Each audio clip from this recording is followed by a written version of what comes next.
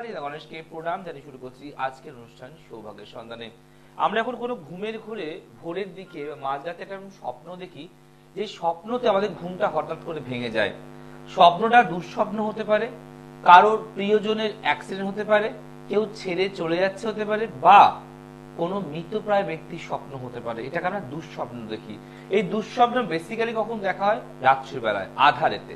তো আপনার জীবনে যদি এমন জন্মচাটের প্রবলেম থাকে এবং আপনার উপরে কেউ কোনো ক্রিয়া করে থাকে, যদি আপনার উপরে ব্ল্যাক ম্যাজিক চলে, তাহলে মনে রাখবেন যে গাঢ় আধার রাত ছাড়ছে না আপনার হাত। অর্থাৎ এই গাঢ় যে আধার রাত, সে কোনোভাবেই আপনার হাত ছাড়ছে না।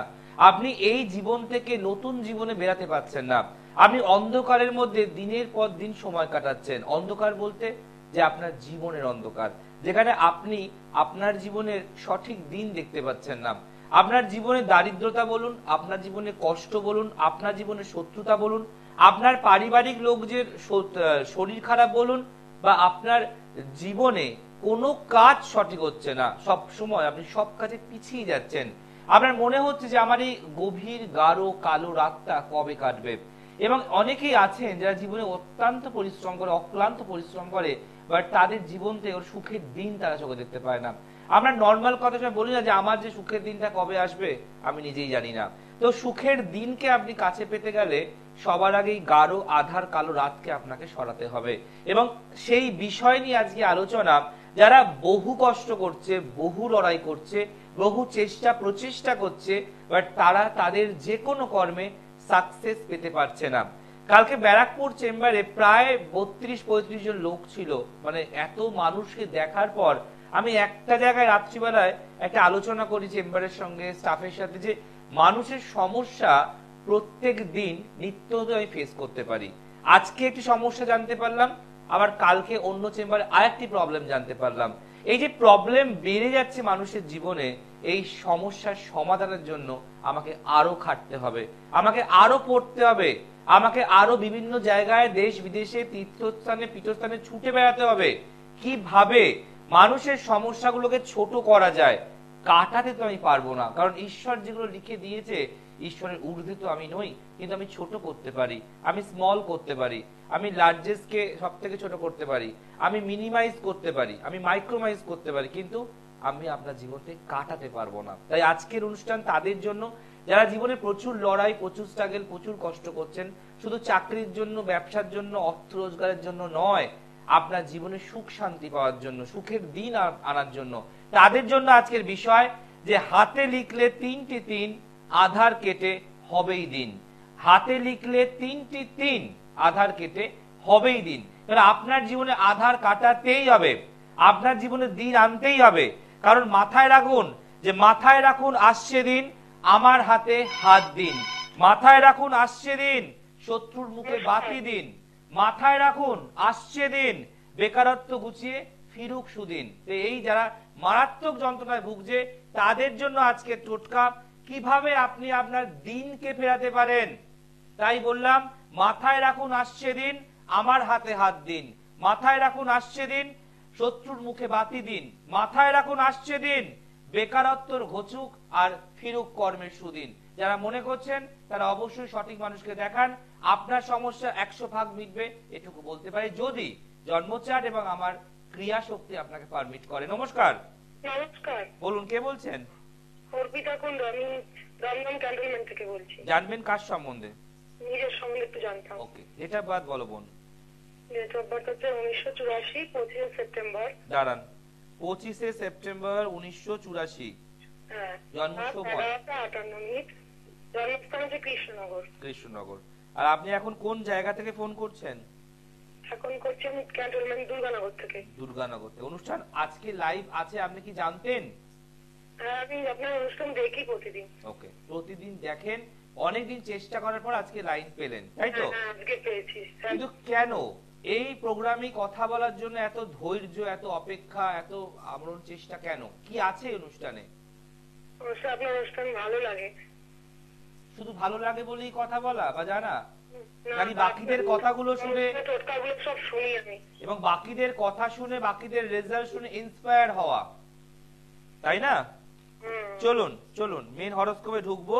আপনার জন্মবার মঙ্গলবার, আচ্ছা, লিখে রাখুন মিথুন লগ্ন, কন্যা রাশি, নক্ষত্র হস্তা। ঠিক আছে? প্রথম কথা, বিবাহিত জীবন শুভ নয়, বিয়ের জায়গাটা মারাত্মক প্রশ্নচিহ্ন রয়েছে।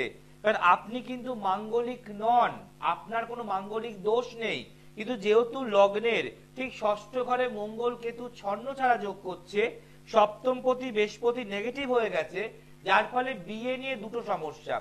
এক হচ্ছে ভালো পাত্র, ভালো ভালোবাসা, ভালো প্রেমিক পাওয়ার ক্ষেত্রে মারাত্মক বাধা। যদি বিয়ে হয়ে যায়, সেকেন্ড প্রবলেম, তাহলে সংসারে অশান্তি, ঝগড়া, ঝামেলা লেগেই থাকবে। এবং বলছে যে বাড়িতে ছোট ছোট বিষয় নিয়ে তুলকালাম ঝগড়া হতে পারে, বিষয়টা ছোট কিন্তু অশান্তি তীক্ষ্ণ হয়ে যাবে।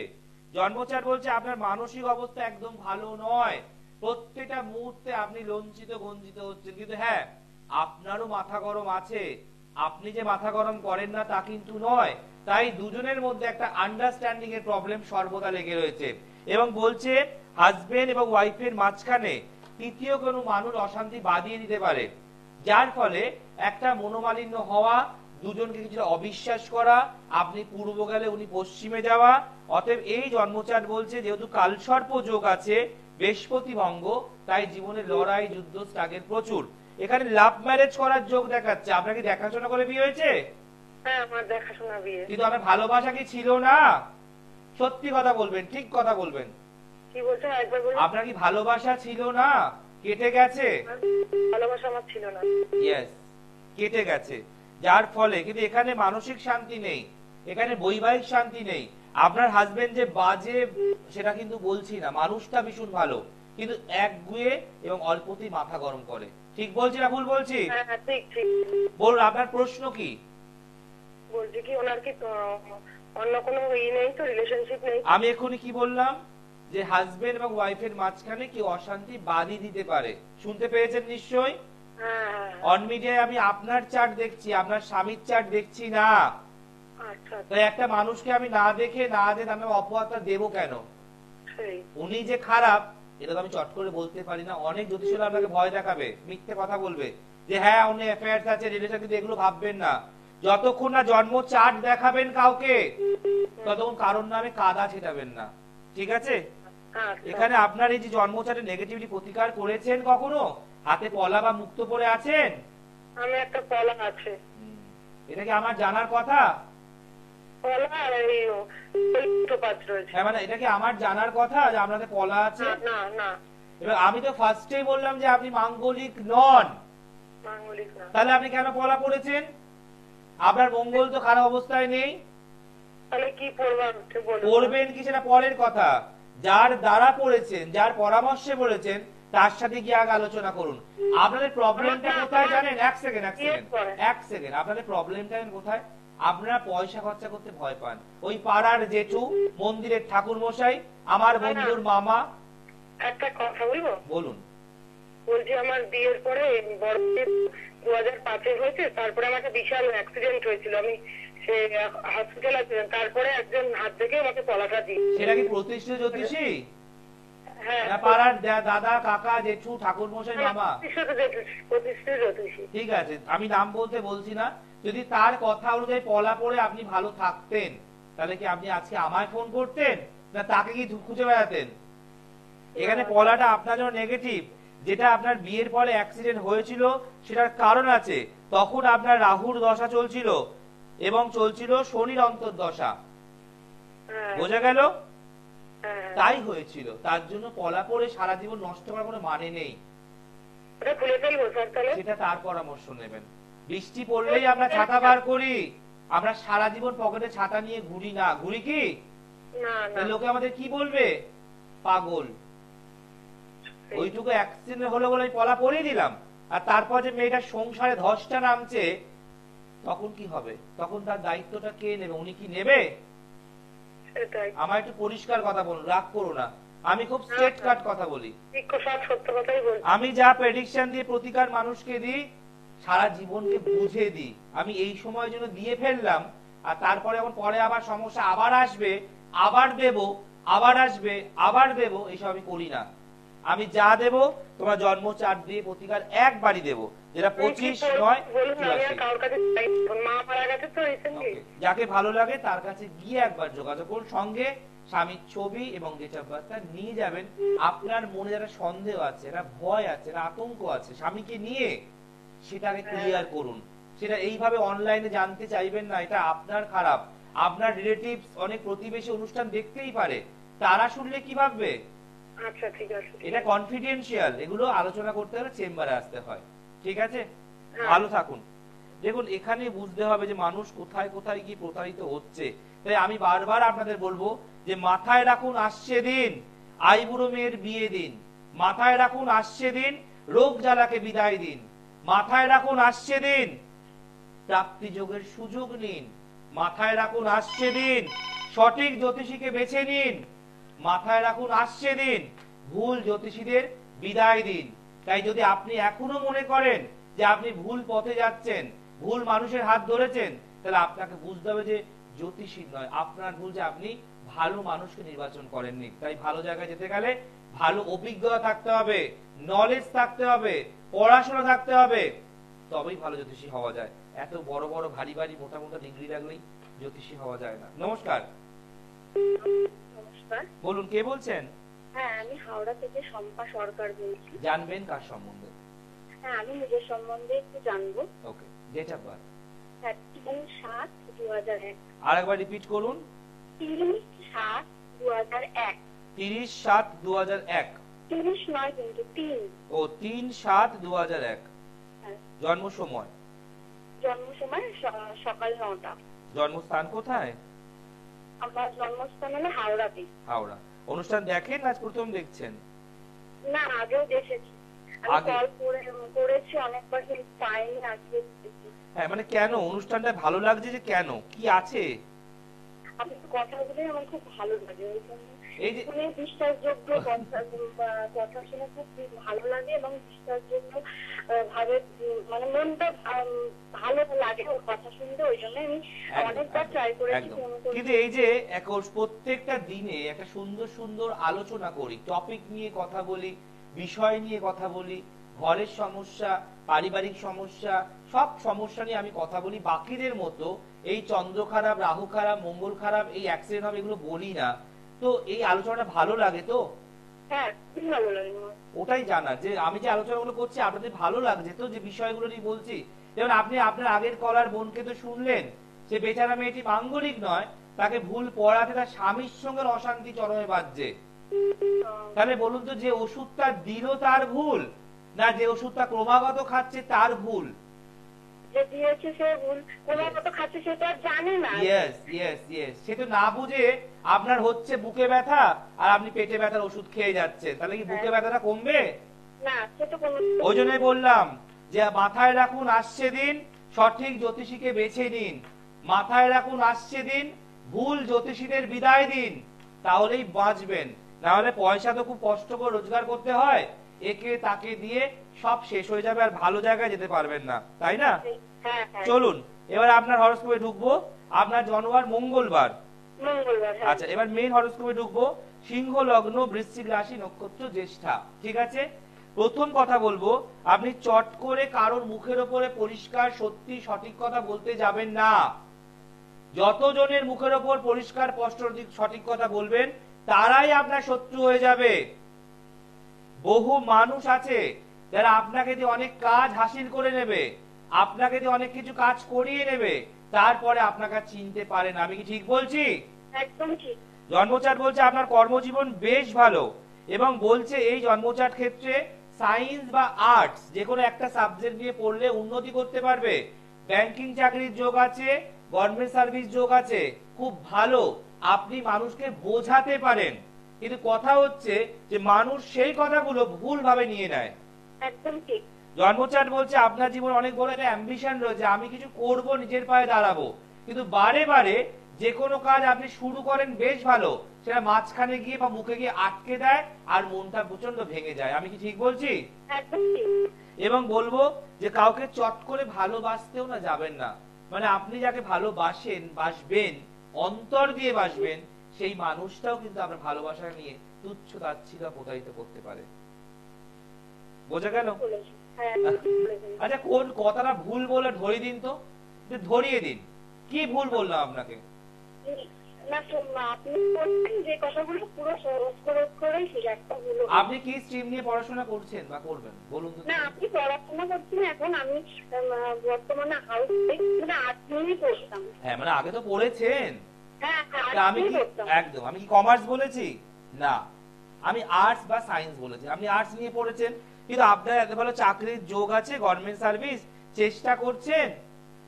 না, আমি সে চেষ্টা করছি না, এখন আমার ছোট বাচ্চা থাকলে আপনার আমি ছোটখাটো কাজের চেষ্টা করছি কিন্তু পাচ্ছি না। পাবেন। আপনি যেটা বললেন যে শুরু করছি কিন্তু মিডিলে গিয়ে আমার কাজ সব নষ্ট হয়ে যাচ্ছে। আচ্ছা, এগুলো কি করে বলা সম্ভব বোন? একটা অচেনা বোনকে, যাকে আমি জানি না, দেখিনি, তুমি তো চেষ্টা নাও করতে পারতে, তুমি তো বাচ্চা ঘর সামলাতেই পারতে।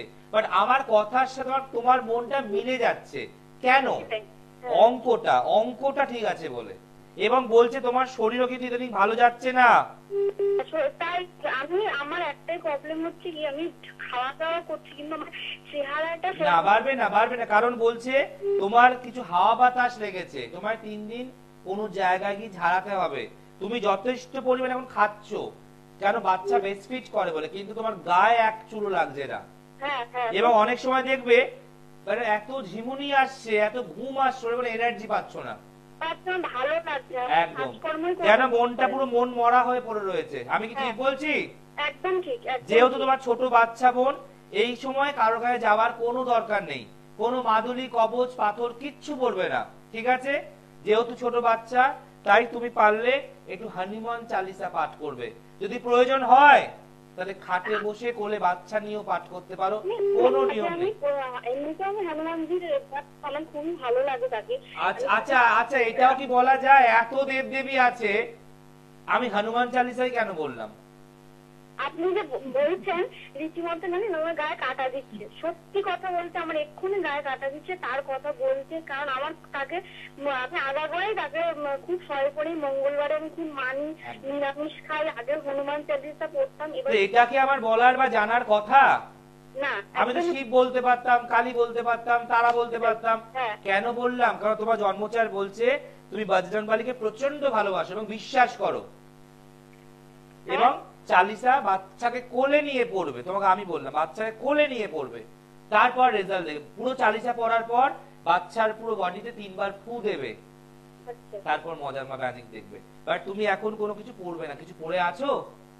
না, আমি কিছু পড়িনি বলতে এর মধ্যে নাকি যে এটা কি বলে, এর মধ্যে এর মধ্যে যে আমার খুব হাওয়া বাতাস লেগেছে বলতে মানে খুবই সমস্যা হয়েছিল। তখন নাকি যে আমি কি করেছি, তখন আমাকে একজন মাদুলি দিয়েছিল, এবার একটা মানে কোনো রকম ধরেছিল বা কিছু।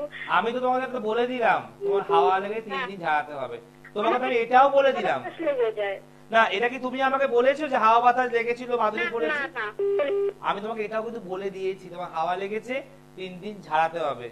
এখনো কিন্তু হাওয়াটা আছে, এখনো সম্পূর্ণ বিদায় হয়নি, ঠিক আছে? ওই হাওয়াটা ছেড়ে গেলে এমনি শরীরের পক্ষে ঠিক হয়ে যাবে নাকি? একদম একদম একদম একদম। আর এমনি কেউ কিছু না না না না না না না না, কেউ কিচ্ছু তোমায় করেনি, কেউ ব্ল্যাক ম্যাজিক করেনি, কেউ টুকটাক করেনি। এইগুলো মাথার মধ্যে একদম ঢোকাবে না। আচ্ছা, ঠিক আছে? কথা বলে কি ভয় লাগলো?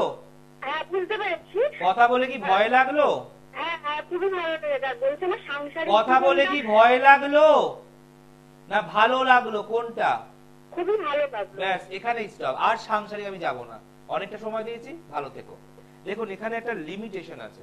কথা বলছি ভালোভাবে, তার মানে এমন না যে আপনি চালিয়ে যাবেন। আপনার পেছনেও অন্তত কয়েক হাজার লোক ওয়েট করছে মানে আপনাকে বুঝতে হবে যে আলোচনা ছিলাম যে হাতে লিখলে 3টি 3, আধার কেটে হবেই দিন। কিন্তু মাথায় রাখতে হবে, এটা ভুললে কিন্তু হবে না। এটা আজকের দিনে সবথেকে বেস্ট স্লোগান, যে মাথায় রাখুন আসছে দিন, আমার হাতে হাত দিন। মাথায় রাখুন আসছে দিন, শত্রুর মুখে বাতি দিন। মাথায় রাখুন আসছে দিন, বেকারত্ব ঘুচিয়ে ফিরুক কর্মের দিন। মাথায় রাখুন আসছে দিন, আই বুড়ো মেয়ের বিয়ে দিন। মাথায় রাখুন আসছে দিন, রোগ জ্বালাকে বিদায় দিন। মাথায় রাখুন আসছে দিন, প্রাপ্তি যোগের সুযোগ নিন। মাথায় রাখুন আসছে দিন, সঠিক জ্যোতিষীকে বেছে নিন। মাথায় রাখুন আসছে দিন, ভুল জ্যোতিষীকে বিদায় দিন। মাথায় রাখুন আসছে দিন, আধার কেটে হবেই দিন। তাই আজকের বিষয় ছিল হাতে লিখলে 3টি 3, আধার কেটে হবেই দিন। দেখুন এবার সেই সুন্দর টোটকা, একটা মারাত্মক ম্যাজিক্যালি টোটকা, যেটা আপনাকে আপনার বাঁ হাতে নীল পেন দিয়ে বাংলায় 3টি 3 লিখতে হবে এই স্থানে, যেই স্থানটা খুবই প্রয়োজনীয়, কেতু শুক্র বন্ধনী রয়েছে এই জায়গাটা, অর্থাৎ বাঁ হাতের কনিষ্ঠ আঙুলের একদম মণিবন্ধনের ঠিক একটু আগে আপনাকে প্রত্যেক দিন যে কোনো সময় সকাল বিকেল সন্ধ্যে দুপুর রাত্রে এই 3টে 3 আপনাকে নীল রঙের পেন দিয়ে আপনার বাঁ হাতে আঁকতে হবে বা লিখতে হবে, ছেলে মেয়ে উভয়। এই 3টি লেখার পর সারা দিন আপনি চলুন, এই কাজটা টানা যদি আপনি 22 দিন কন্টিনিউ করেন, আপনি নিজে মেলাবেন আপনার কি করে জীবনের আধার কাটছে, সফলতা আসছে, সচ্চে দিন আসছে, ভালো দিন আসছে, আচ্ছে দিন আসছে। এবার মাথায় রাখতে হবে যে যেখানে আমরা যাব সেই জায়গাটা সঠিক হয়। তাই মনে রাখবেন, যারা আমার কাছে আসতে পারছেন না দূরের বন্ধু, তারা অবশ্যই করতে পারেন অনলাইনে কনসালটেন্সি। তার জন্য 8420757993 আছে, এই নাম্বারে আছে হোয়াটসঅ্যাপ। এই হোয়াটসঅ্যাপে আপনাকে ছবি আর ডিটেলসটা পাঠাতে হবে, তারপর টাইম দেওয়া হবে, ডেট দেওয়া হবে, সেই সময় আমি আপনার সাথে কথা বলবো যারা দূরের বন্ধু। আর যারা আমার কাছের প্রিয়গণ বা প্রিয় সদস্য বা পারিবারিক সদস্য, তারা আসবেন যে কোনো চেম্বারে। সোমবার ব্যারাকপুর, মহাদি কালীঘাট, প্রত্যেক বুধবার হাওড়া, প্রত্যেক বৃহস্পতিবার শেওড়াফুলি, শুক্রবার শোভাবাজার, শনিবার দিন শিয়ালদা। টানা 6 দিন রং রং করে চলছে আপনার জন্য চেম্বার খোলা। যারা মনে করছেন আসবেন, ইমিডিয়েট যোগাযোগ করুন, আর সময় নেই। কারণ মাথায় রাখতে হবে, দিন আসছে দিন যাচ্ছে। আগামী 5 এবং 6 জুন ফলো হারিণী কালিকা পূজা অমাবস্যা। আমরা যজ্ঞ দেখতে পাচ্ছি, বড় স্ক্রিনে দেখানো হয়। এই যজ্ঞের এই ভূমিকা অনেক বেশি, কারণ এখানে একটা কর্মকাণ্ডের মাধ্যমে, আরতির মাধ্যমে মায়ের কাছে আমরা নিবেদন করা হয় সমস্ত সমস্যার কথা। এবং বহু ভক্তরা আসেন দূর দূর থেকে, যখন বাৎসরিক যজ্ঞ হয় তাদের মনের কথা বলে সমস্ত কাজ তারা করা। এবং অবশ্যই মায়ের এই যজ্ঞের মধ্যে এমন পাওয়ার, শক্তি আর বল আছে, যেটা আপনার সমস্ত সর্ব সমস্যা মিটিয়ে আপনাকে আবার আপনার আগের ছন্দে কিন্তু ফেরাতে পারে। তাই মাথায় রাখতে হবে যে হাতে লিখলে 3টি 3, আধার কেটে হবেই দিন। যদি আপনার দিন প্রচন্ড খারাপ যায়, আপনি আপনার সন্তানের বিয়ে দিতে পারছেন না, সন্তানের বেকারত্ব কাটছে না, আপনি রোগ জ্বালা থেকে বেরাতে পারছেন না, আপনার সংসারে অর্থের উন্নতি হচ্ছে না, ব্যবসায় যাচ্ছে ডেভেলপমেন্ট পাচ্ছেন না, আপনার কর্মের ক্ষেত্রে বারে বারে কর্মের শত্রুরা আপনাকে পিছে ঢালছে, ব্যাক বাইট করছে বা আপনাকে নামানোর চেষ্টা করছে, তাদের জন্য হচ্ছে আজকে দিন। যদি আপনি মাথায় রাখেন, এই নিয়মটা প্রত্যেক দিন করতে হবে, টানা 22 দিন করবেন, তারপরে আপনি ভালো বুঝলে অবশ্যই করবেন। আমি জানি, আমি যেমন করি, আমারও হাতে লেখা রয়েছে এখানে 3টে 3, আমি প্রত্যেক দিন উঠে লিখি এই টোটকাটা। কিন্তু আমি জানি এগুলো অনেক গুপ্ত, যে আমার টোটকা আমি নিজে করি, রেজাল্ট পাই, তাই আমি আপনাদেরকে দিলাম, শেয়ার করে দিলাম। আর মনে রাখবেন, এই টোটকার অনুষ্ঠান যদি মিস করে যান, তাহলে আপনি ইউটিউবে যান, গিয়ে লিখুন সৃষ্টি টেলিভিশন, সাবস্ক্রাইব করুন, আর অবশ্যই সম্পূর্ণ দেখবেন, স্কিপ করবেন না। আর প্রথম যে 11 জন মানুষ এই প্রোগ্রামকে চটজলদি শেয়ার করবেন, তারা খুব তাড়াতাড়ি রেজাল্ট পাবেন। কেন এই ম্যাজিক্যালি নাম্বার শেয়ার যত করবেন, তত আপনাকে সাকসেস দেবে। ভালো রাখতে হবে, ভালো থাকতে হবে, মনে রাখতে হবে যে যে কথাগুলো বললাম মাথায় রাখতে হবে, যে কোথায় গেলে আগে তার সম্বন্ধে জানুন, বুঝুন, দেখুন, ভাবুন, তারপর আসুন। আর আমার কাছে আসতে গেলে অস্থির চিত্তের মানুষরা দয়া করে আসবেন না, যে বাকিদের প্রোগ্রাম শুনে একদিনের মধ্যে কাজ, 12 দিনের মধ্যে কাজ, 1 মাসের মধ্যে কাজ, আসলেই কাজ আমি দিতে পারি না। আমার কাছে আসতে গেলে বিশ্বাস, ভরসা, আস্থা এবং ধৈর্য, এই 4টেকে আপনার সাথে করে নিয়ে আসতে হবে, তাহলেই আমি পঞ্চপাণ্ডব ভাবে আপনাকে সহযোগিতা করতে পারবো। কারণ আপনার থাকবে 4টে, বিশ্বাস, ভরসা, আস্থা এবং ধৈর্য, আর আমি একা, টোটাল মিলে 5।